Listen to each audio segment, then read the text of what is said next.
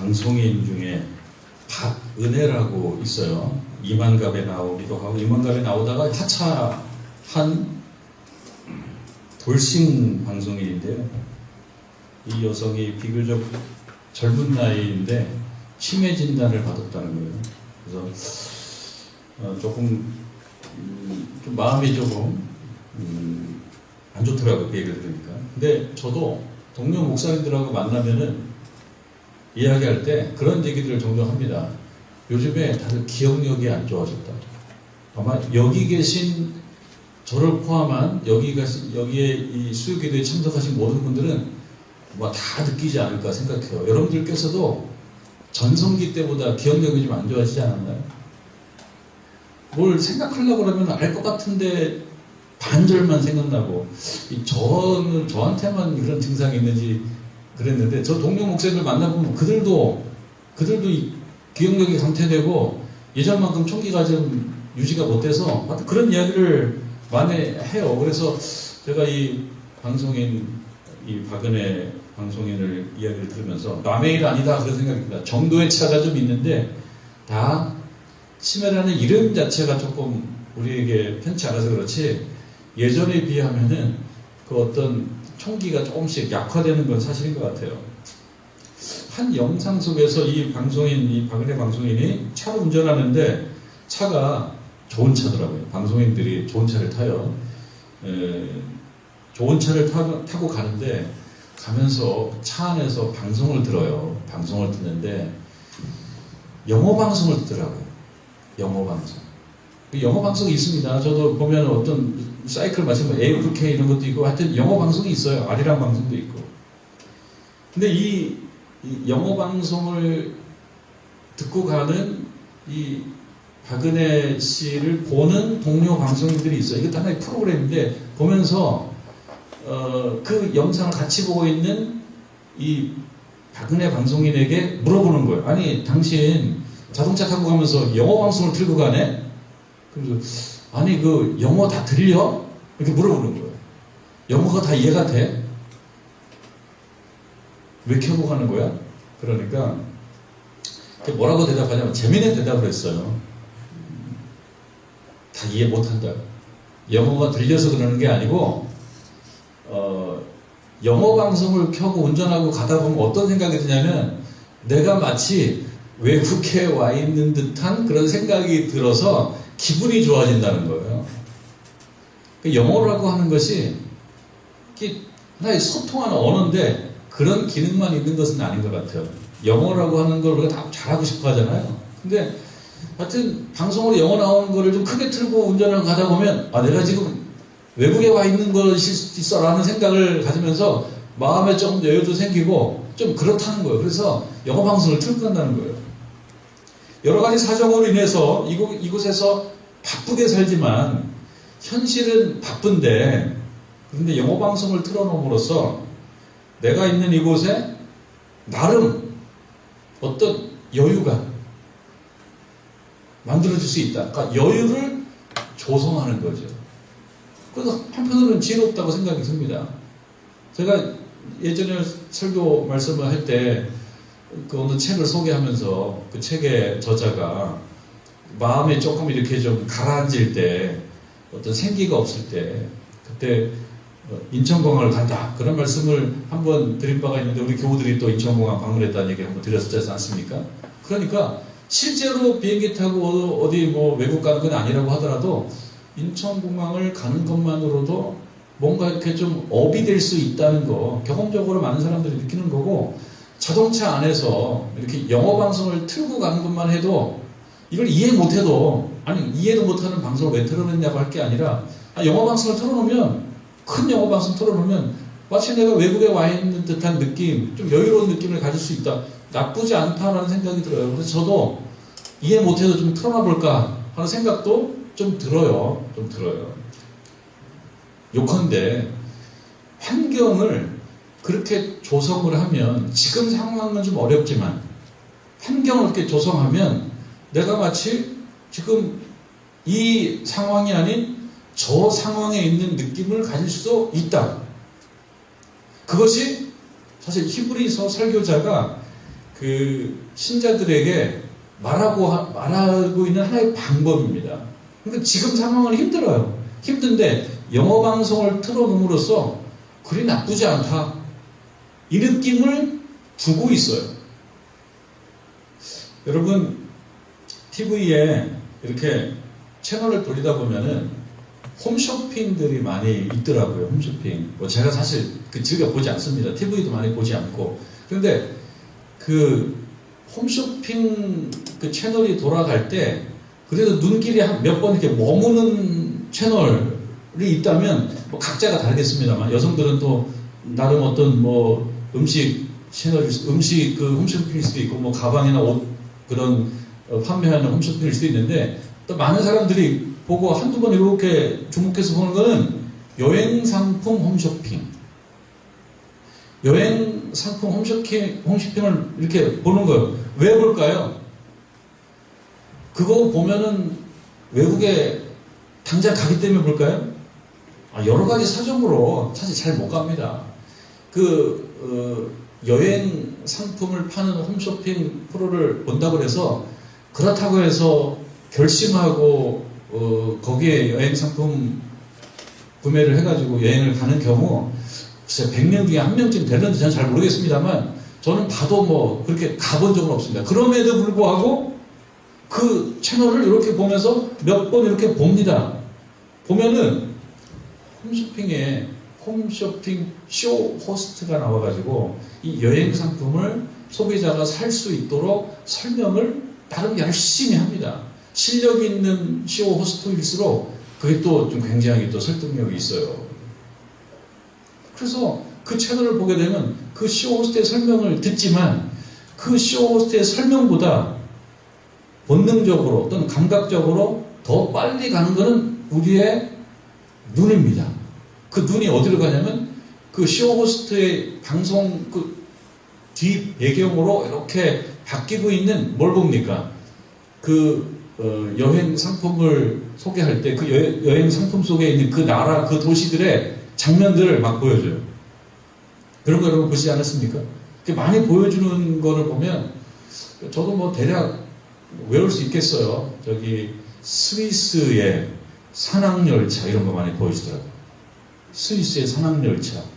그리고 루체른이라고 하는 융프라우 가기 전에 전진기지가 되는 그 도시 루체른도 보여주고 그 다음에 여러 도시들 호수들도 보여주고 그 다음에 융프라우라고 하는 높은 산도 보여주고 마토오른이라고 하는 그런 높은 어떤 산도 보여주고 쉴트호른 이런 것도 보여주고 많이 기억이 돼요. 보니까요. 쉴트호른, 마토호른 그리고 무슨 융프라우 보여주고 또 산악열차 또는 이탈리아의 뭐 토스카나 지방 그 뭐 아주 큰 뭐 초원이 있고 거기에 무슨 나무들도 많고 한 멋진 그런 그 초지를 보여주는 그런 장면이라든지 혹은 프랑스의 무슨 큰 그 와인 산지를 보여준다든지 혹은 저 독일의 무슨 쾰른 대성당 같은 멋있는 쾰른 그 성당을 보여준다든지 뭐 이렇게 혹은 뭐 크로아티아 같은 요즘에 좀 저는 많이 각광받는 또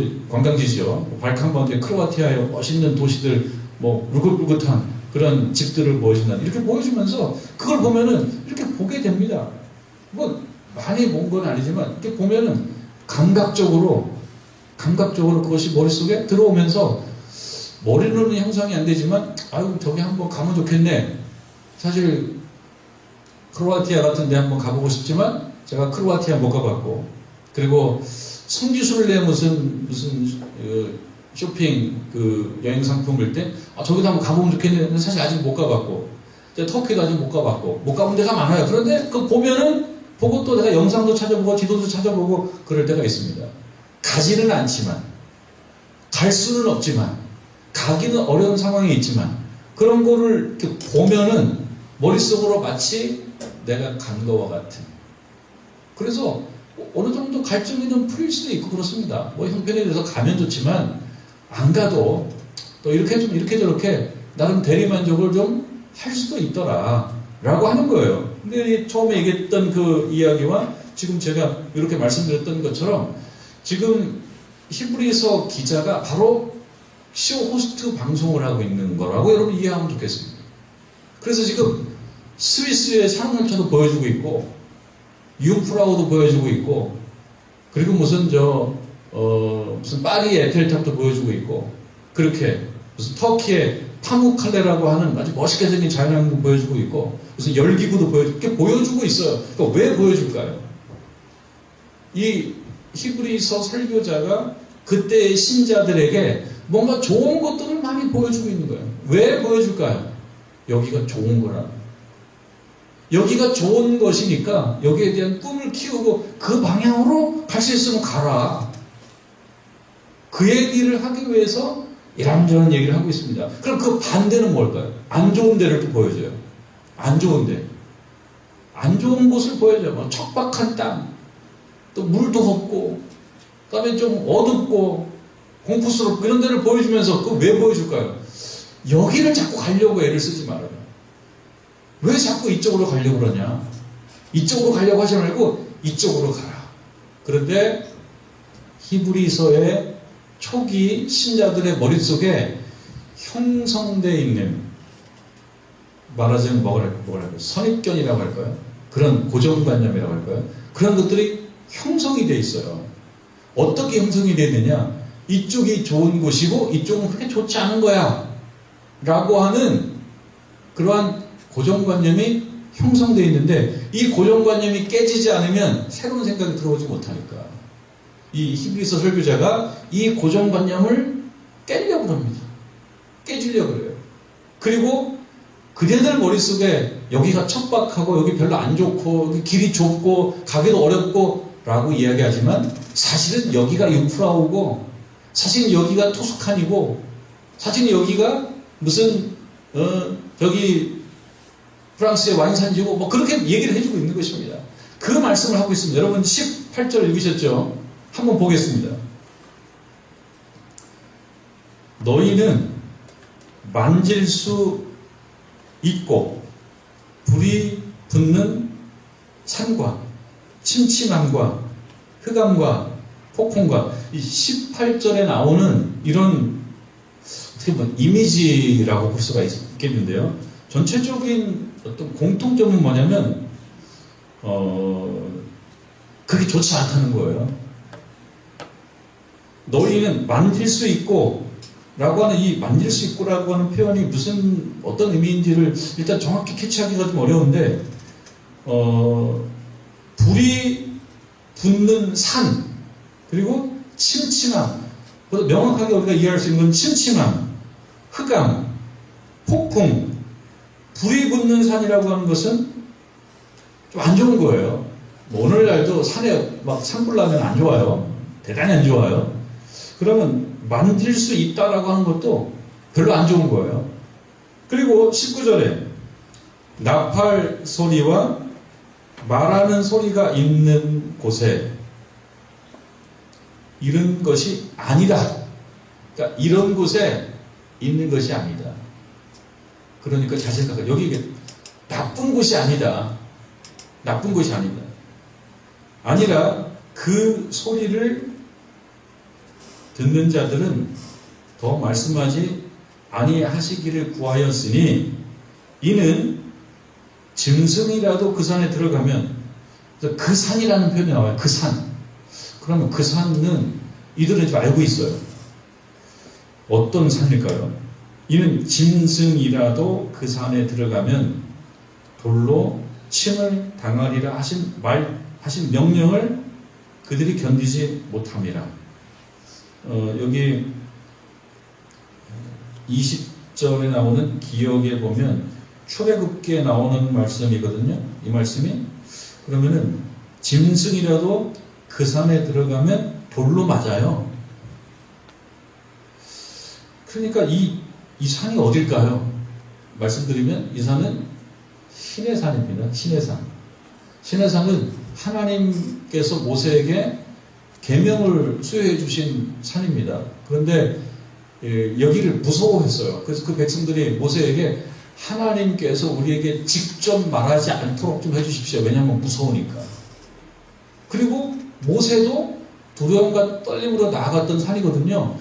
그래서 이 산을 어떻게 표현하느냐에 따라서 좀 다를 수 있습니다. 이건 하나님이 계셨던 산이고, 그러니까 뭐 거룩한 산이고, 뭔가 좀 웅장한 산이고, 이렇게 묘사할 수 있는데, 지금 히브리서 설교자가 그 신자들에게 이야기할 때 가지고 오는 이 신의 산은 좋은 의미가 아닙니다.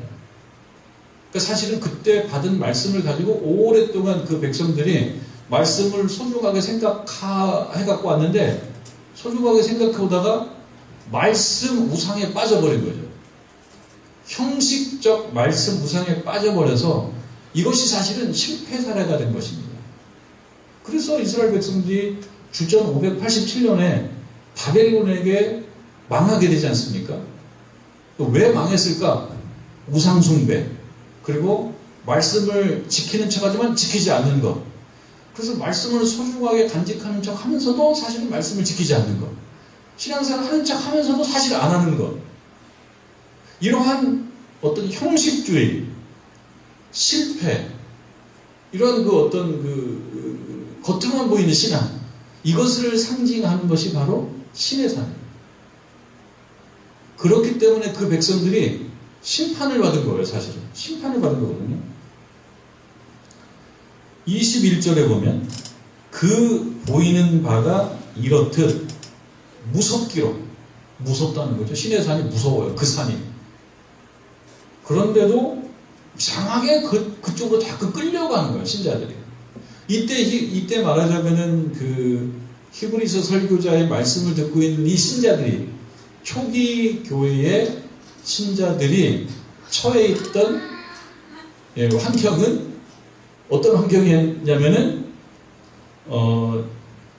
옛날 신앙으로 자꾸 돌아가고자 하는 거예요.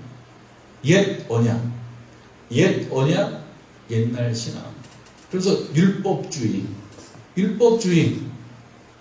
그러면 어떻게 되겠습니까? 옛 신앙, 옛 언약, 율법. 그럼 그 반대에는 뭐가 있어요? 은혜가 있죠. 율법과 뭐 개인, 공로, 이 반대에는 뭐가 있어요? 은혜가 있죠. 근데 그 은혜를 상징하는 인물은 또 누구입니까? 예수 그리스도이거든요. 그러니까 이 말은 뭡니까? 신의 산 쪽으로 자꾸 가고자 하는 것은 반대로 얘기하면 예수 그리스도로부터 자꾸 멀어지는 걸 얘기해요. 그런데 왜 멀어지냐? 예수 그리스도 쪽으로 가니까 인생이 힘든 거예요. 달리 얘기하면 뭡니까? 예수를 그리스도라고 시인하니까 말하자면 그것이 박해의 어떤 이유가 되는 거예요. 순교의 이유가 되는 거예요. 우리 대한민국도 카톨릭 그 천주교가 들어오고 한 100년 정도 지나서 또 개신교가 들어오고 그랬는데 그때마다 순교가 있었어요. 신앙을 지키는 순교. 지금은 그런 순교가 없죠. 근데 우리가 대한민국 안에서도 어떤 성지라고 얘기하는 곳에 가면은 순교를 당한, 그때 신앙을 지켜 순교를 당한 그런 순교자의 어떤 흔적들이 많습니다.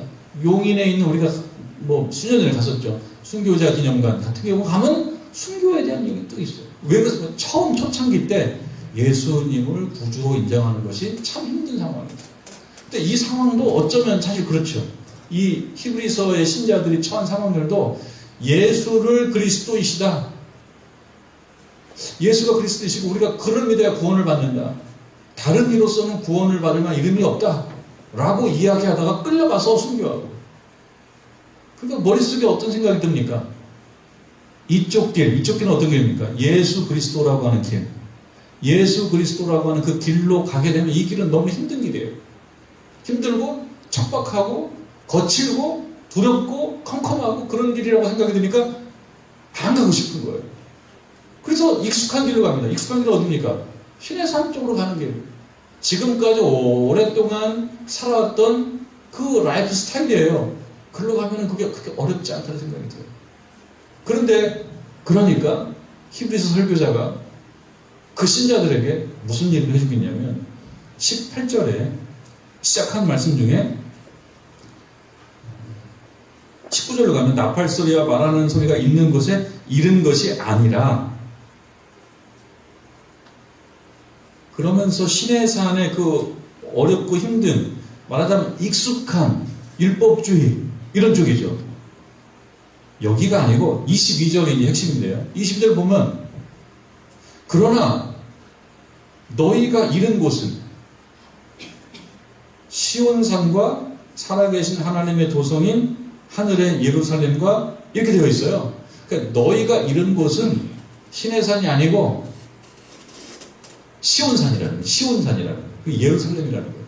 그러니까 히브리서 설교자가 지금 그 신자들에게 오늘날 여기 있는 설교자가 우리 교우들께 설교하는 상황을 생각해 볼 때 지금 설교를 하는데 무슨 설교를 하고 있냐면은 여러분들 이렇게 살면 안 됩니다. 이렇게 살아야 됩니다. 라고 설교했는데 이렇게라고 하는 것은 뭐냐면 시내산 쪽으로 가는 삶. 다시 옛날로 회귀하는 삶. 이렇게 가면 안 됩니다. 이 지점에서 이정표가 이제 두 가지가 있는 거예요. 그 유명한 그 로버트 프로스텟이 잘 알지 로버트 프로스텟이 가지 않은 길, 더 로드 not taken, 가지 않은 길. 그 앞에 서가지고 이쪽으로 갈까? 이쪽으로 갈까? 고민했다라고 하는 그 선택을 얘기할 때 꼭 나오는 시가 로버트 프로스트의 가지 않은 길이라는 시인데 바로 그런 상황이죠. 이 히브리서 설교자가 이 신자들을 앞에 설교하면서 지금 여러분들 이 앞에 두 가지 길이 있습니다. 우리는 이 지점에서 우리가 가야 될 길을 선택해야 됩니다. 근데 여러분들이 지금 가려고 하는 약간 마음에 와닿는 길이 그 좋은 길이 아닙니다. 지금 있는 이 삶이 좀 힘들고 어렵다고 하더라도 왜 힘들고 어렵습니까? 초기 교회 때 신앙을 지키는 것, 예수가 그리스도이시다라고 하는 것을 믿는 사람들이 눈치를 많이 봐야 되는 상황이에요. 핍박도 있고 박해도 있고 그런 상황이에요. 그러니까 이 삶이 지금 척박하고 힘들고 거칠고 어둡고 침침하고 두렵고 이렇게 생각하는데 히브리서의 설교자는 그것이 아니다. 지금 있는 이곳이 바로 어디라고 얘기해 주는 겁니까? 시온산이라고. 예루살렘이라고. 시온산이라고 하는 말과 예루살렘이라고 하는 말은 거의 같은 말인데요. 이스라엘 백성들이 역사적으로 가장 부흥기라고 얘기했던 시대를 얘기하자면 다윗 왕 시대예요. 근데 그 다윗 왕 시대의 무대가 됐던 곳을 얘기하자면 그게 예루살렘이고 그게 시온입니다. 우리들은 잘 모르죠. 예루살렘에서 그들이 하나님을 섬겼던 그러한 모든 어떤 분위기, 어떤 신앙 믿음, 이것을 총칭하는 것이 시온입니다. 시온산이 구체적으로 저기가 시온산이야. 이렇게 어느 부분을 탁 찍는지는 제가 잘 모르겠지만 거기에 가면 알겠죠. 예루살렘 가면. 거기서 기도하고 예배드리고 그러면서 왕이 왔다 갔다 하고 그냥 평화롭고 그 은혜를 누리고 안전하고 했던 이곳이 시온산이라고 하는 상징적인 안전한 곳, 평화가 있는 곳, 여유가 있는 곳, 기쁨이 있는 곳. 그러니까 그들 머릿속에는 다윗왕 시대의 그 예루살렘, 그 시온이 우리가 정말 구현해야 될, 다시 찾아야 될 이상적인 어떤 곳을 얘기합니다. 그래서 그 시온이라고 하는 것은 그런 뜻이 있어요. 22절에 지금 너희가 이런 곳은 시온산과 같다. 예루살렘과 다름없다. 시온산과 같고 예루살렘과 다름없다라고 하는 것은 무엇입니까? 그쪽 길로 가야 된다. 그러니까 시내산 길로 가는 게 아니고 시내산이라고 하는 곳이 너무 익숙한 거예요. 나쁘지 않은 거예요. 좋은 거예요. 그러니까 익숙한 곳으로 가고 싶어 하죠. 사람들에게는요, 좀 그런 게 있는 것 같습니다. 익숙한 것이 꼭 좋은 것은 아니잖아요. 여럿이 모이는 곳이라고 꼭 좋은 것도 아닙니다. 반드시 좋은 거 아닙니다. 그리고 많은 사람들이 표를 던졌다고 해서 거기에 정의가 있고 공의가 있다라고 반드시 볼 수도 없어요. 왜냐하면 사람들은요, 이 큰 조직에서 떨어져 나오는 것을 부담스럽게 생각합니다. 대화를 해보십시오. 여러분, 대화를 해보면은 여러 사람들이 좋아하는 곳, 좋아하는 음식, 좋아하는 어떤 여행지라고 하는 것이 아니다 얘기하기가 조금 어렵죠. 그러니까 다 동의하고 싶어지죠. 신앙생활도 그렇습니다. 신앙생활도 많은 사람들이 아니 이 길로 가야 돼 라고 얘기하면 반대쪽으로 가자라고 얘기하기가 어려운 상황이에요. 그러니까 지금 이 초기 교회 때 신앙을 지키기 어려운 이때에 예수가 그리스도이시다라고 하는 것을 강하게 확신하고 나아가는 것은 쉽지가 않은 것입니다. 오늘 교회에서 이렇게 제가 읽고자 했던 않았던 책 좀 이만큼 읽었는데 그 안에 보면 요런 용어가 나옵니다. 요런 용어가 바보 성자라고 하는 용어가 나와요. 이 바보 성자라고 하는 말을 현실적으로 가장 좀 이해하기 쉽게 비유하자면 내부 고발자. 여러분 오늘날도 내부 고발자 있죠. 내부 고발자 보면 어떤 사람들이 좀 핀잔도 주고 아이 좀 조용히 살지 뭘 잘났다고 이렇게 잘난 척하냐고. 근데 내부 고발을 하게 되면 그렇게 해서 영웅이 되는 경우가 없지는 않지만 많은 경우 굉장한 용기가 필요합니다. 그리고 오늘 제가 봤던 그 책 안에 그 내부 고발자 역할을 했던 어떤 사람은 그 배경이 미국인데요. 말하자면 헤지펀드라고 하는 헤지펀드. 그래서 폰지 사기라는 말이 있어요. 폰지 사기. 실제로는 수익이 없는데 수익이 많은 것처럼 속여가지고 많은 사람들에게 투자를 받는 그런 폰지 사기. 그러니까 투자자를 막 모을 때 모아서 사실은 뭐 일도 안 하고 이것이 무슨 생산성도 없는데 그냥 사람들한테 돈을 투자 받아가지고 그걸로 이쪽 맡기고 저쪽 맡기고 자기도 월급 쓰고 돈 막 쓰고 마지막에 부도나는 거. 요거 폰지 사기라고 하는데 여기에 상당히 많은 사람들이 개입이 돼 있다는 거예요. 그래서 이것이 나쁜 것임을 알면서도 쉽게 나쁘다는 얘기를 못 한대요. 그런데 이것이 나쁘다고 얘기하는 사람, 그 사람이 바보 성자야. 어쩌면 내부 고발자인데 이런 사람은요. 그 책 안에 보면 미국 배경인데 집에 총에다가 장전을 하고 총탄을 장전하고 잠을 잘 때도 총 옆에 두고 왜냐면 내가 이것이 틀리다고 이 폰지 사기라고 하는 것 속에 사람들이 굉장히 관련이 되어 있는데 이것을 드러내려고 그러니까 여기 이해관계에 들어있는 사람들이 다 네가 틀렸다고 라고 얘기하고 얘를 없애야 되겠다.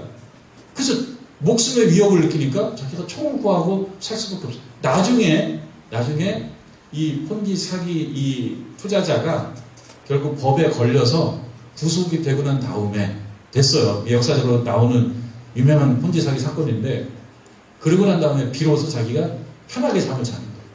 그때까지는 두려운 거예요. 왜? 많은 사람들이 거기에 말하자면 조금씩 발을 디디고 있어요. 오늘날도 우리는 정의가 꼭 이기면 좋은데 정의가 이기면 좋겠어요. 우리 머릿속으로도 정의가 이기면 좋겠어요. 그런데 어떻게 보면은 정의롭지 않은 사람은 훨씬 더 높은 자리에 올라가는 것 같고 거기에 실망을 많이 합니다. 실망을 많이 하면서 사람들이 어떻게 하냐면 그래 내가 괜히 바보 성자 역할을 해가지고 굳이 드러날 필요가 없어. 잘 굴러가는데 사실 잘 굴러가지 않습니다. 뭔가 부조리가 있어도 나름 잘 굴러가요. 그냥 그렇게 살면 돼요. 그런데 그 안에서 자세하게 보고 문제가 있기 때문에 이거는 드러내야 된다라고 얘기하면은 이게 힘들고 피곤해지니까 많은 사람들이 이게 잘못된 걸 알면서도 그냥 익숙한 대로 살아간다. 익숙한 대로. 그리고 다른 얘기를 하게 되면 또 무슨 잘난 척을 하냐고. 그냥 살지. 그걸 신앙의 얘기로 가지고 들어오면 바로 그런 겁니다. 익숙해요. 신의 산이라고 하는 그런 어떤 그 신앙의 분위기. 익숙해요. 꼭 굳이 예수가 그리스도이시다라고 하는 것을 고백하고 그렇게 급성스럽게 그를 따라가고 남는 거는 뭐 순교 그거밖에 더 있겠냐. 그러니까 그러지 말아라. 뭘 잘난 척을 그렇게 하냐. 라고 말하는 사람들이 있기 때문에 신자들이 그러한 분위기에 뭔가 불안한 거예요. 히브리서의 기자, 히브리서 설교자의 앞에 있는 신자들도 지금 그런 위험이 있으니까 이 설교자가 아니다. 그래도 이것이 옳다라는 걸 얘기해 줘야 된다. 그래서 이것이 옳다라는 얘기를 해주기 위해서 지금은 어렵지만 뒤에다가 스위스 산악열차도 띄워주고 그리고 융프라우도 띄워주고 이게 지금은 좀 어렵지만 굉장히 좋은 거야. 이게 사실은 천국이야. 그러면서 여러분 22절에 그렇게 말씀하는 거예요. 그러나 너희가 이룬 것은 시온 산과 살아계신 하나님의 도성인 하늘의 예루살렘. 하늘의 예루살렘이니까 실제 예루살렘이 아닙니다. 이게 약간 어떻게 보면 눈속임일 수도 있어요. 하늘의 예루살렘을 얘기해요.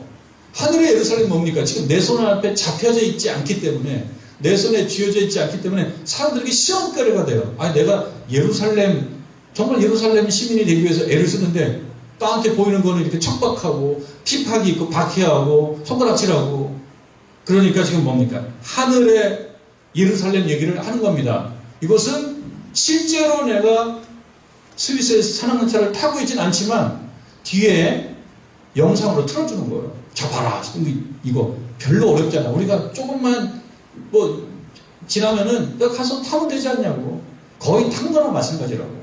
그러면서 이 쇼호스트처럼 이 가성비가 매우 좋은 이 여행 상품에 대해서 설명하고 있는 거예요. 이 여행 상품이 무슨 여행 상품입니까? 시온산 예루살렘 여행 상품이죠. 그러니까 마음에 하늘의 예루살렘이니까 지금 당장 우리가 누리는 건 아니지만 마음에 뭘 가지라는 거예요? 소망을 가지라. 마음의 소망을 가지라. 이걸 자꾸 주입하는 거예요. 그러면서 여기 나오죠. 시온산과 살아계신 하나님의 도성, 살아계신 하나님의 도성인 하늘의 예루살렘, 그리고 천만 천사라고 하는 말도 우리가 알듯하지만 알고 있는 것 같지만 실제로 천사하고 악수해봤어 그러면 그건 아니고, 그러니까 이 천사라고 하는 존재는 내가 아는 존재이기도 하며 나에게 영향을 주는 존재이기도 하지만 또 한편으로 보면 냉정하게 보면 아닌데 이렇게도 볼 수 있는 존재가 바로 천사들이란 말이죠. 근데 그 얘기를 하고 있습니다. 천만 천사. 그리고 23절에 우리가 이해하기에 조금 어려운 표현들입니다. 하늘에 기록된 장자들의 모임. 하늘에 기록된 장자들의 모임. 그럼 뭡니까? 생명책에 기록된 구원받은 백성을 얘기하지 않겠습니까? 또 교회와 만민의 심판자이신 하나님, 만민의 심판자이신 하나님이 계신 어디가? 새 예루살렘, 하늘의 예루살렘. 하늘의 예루살렘은 지금 여기는 아닌 거예요. 여기는 힘든 거야. 그러니까 자꾸 시내산 쪽으로 가고자 하는 거예요. 그런데 잡아 끄는 거예요. 그렇게 가면 안 된다고. 이쪽으로 가자고. 그리고 얘기합니다. 하나님과 및 온전하게 된 의인의 영들. 이 표현도 의인의 영들, 그러니까 옆집 사는 사람이 아니잖아요. 의인의 영들, 그들이 있는 곳이 하늘의 예루살렘, 그들이 있는 곳이 시온산. 당신들도 시내산 쪽으로 어둡고 침침하고 무섭고 무서워, 하나님이 우리에게 직접 말씀하지 말게 해주십시오라고 얘기하는 그 곳, 그래서 그 실패했던 것의 상징인 시내산 쪽으로 가지 말고, 익숙하다고. 지금 힘들지만 사실 여기가 하나님이 계신 하늘의 예루살렘이니까 버티고 나아가면 좋겠다. 여기에는 24절에 새 언약의 중보자이신 예수와, 새 언약의 중보자이신 예수와 및 아벨의 피보다 더 나은 것을 말하는, 피도 다 똑같은 피가 아니라는 거예요. 아벨의 피는 뭡니까? 아벨의 피는 가인이 때려 죽여서 생긴 피 아닙니까? 가인이 때려 죽이고, 그 가인이 때려 죽이는 것 속에 뭐가 들어가 있어요? 미움, 질투, 갈등, 폭력, 이런 것으로 인한 피, 그 피는 그렇게 영향력 있는 피가 아니래요. 그런데 이보다 더 나은 것을 말하는, 여기서 뿌린 피죠. 누구 피입니까? 예수 그리스도의 피라는 거죠. 십자가의 피. 십자가에 설려주신 피. 왜 예수께서 십자가에 설려주셨냐? 그 백성들에게 하나님의 이 하늘의 예루살렘 시민권을 갖게 만들어주기 위해서 흘리신 피가 바로 이 피라는 거예요. 그러면서 여러분 25절에 보면 너희는 삶과 말씀하신 일을 거역하지 말라. 그러니까 결론적으로 하는 얘기입니다. 말씀하신 일을 거역하지 말라. 말씀하신 일을 거역하는 것이 현실적으로는 어떻게 나타나냐? 배교라는 형식으로 나타나요. 배교. 예수는 그리스도이시다? 절대 그 말 하지 마. 그러면 예 알겠습니다. 그렇게 하고 배교를 해버린다는 거예요. 그러면서 기독교 공동체 교회가 자꾸 약화되는 거죠. 오늘날에는 그렇게 이렇게 심각하진 않습니다. 그러니까 우리들에게 주는 말씀은 뭐냐? 오늘날 이 시간 우리들에게 주는 말씀은 배교라고 하는 것이 예전에 예수는 그리스도이시다라고 고백하는 사람은 다 죽는다. 그러니까 예수는 그리스도이시다라고 하지 말고 부인해라 하는 그런 종류의 배교는 없어요. 그러나 우리가 살아가는 이 삶에도 익숙한 신의 삶 쪽은 되게 많습니다. 편한 곳은 되게 많아요. 편한 곳은. 익숙하고 편한 곳은 많아요. 여기가 오히려 더 불편해요. 교회가 더 불편해요. 그런데 설교자가 얘기합니다.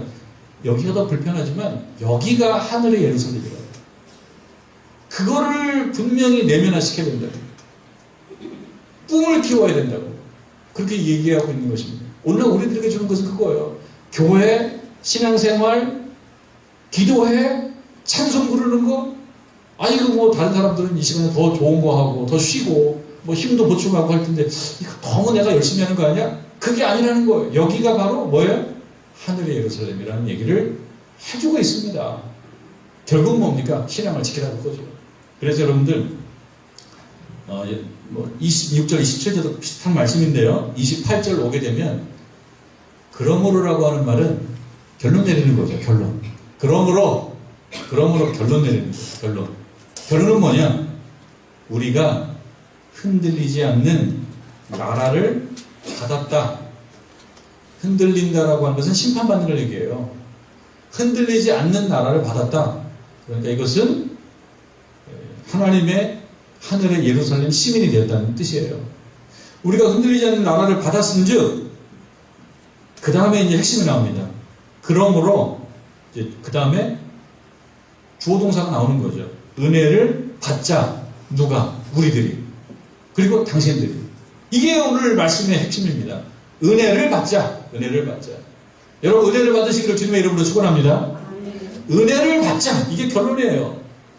근데 저 1절에 보면 1번에 보면 아래에 또는 감사하자라는 말이 있고 어떤 사본에는 받아 라는 뜻이 있다 그래요. 그래서 은혜라고 하는 말 카리스 이런 말이 감사를 하다는 뜻도 있어요. 감사를 하다. 감사는 누구한테 하는 겁니까? 하나님께 하는 거죠. 결론적으로는 뭐냐? 하나님 앞에 나아가자는 뜻이에요. 왜냐하면 조금 위태위태하니까.